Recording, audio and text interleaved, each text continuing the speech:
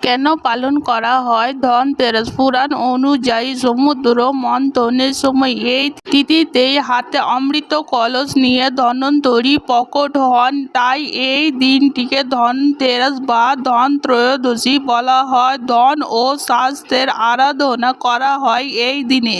কথিত আছে, ইন্দ্রের অভদ্র আচরণে ক্ষুব্ধ হয়ে মহর্ষি দুর্বাসা ত্রিলোককে শ্রীহীন হবার অভিশাপ দেন। জগৎ সংসারে শ্রী প্রতিষ্ঠার জন্য সমুদ্র মন্থনের পরামর্শ দেন ভগবান শিব। সমুদ্র মন্থনের ফলে 14টি প্রমুখ রত্নের উৎপত্তি হয়। চতুর্দশ রত্ন স্বয়ং অমৃত কলস নিয়ে ধন্বন্তরী প্রকট হন।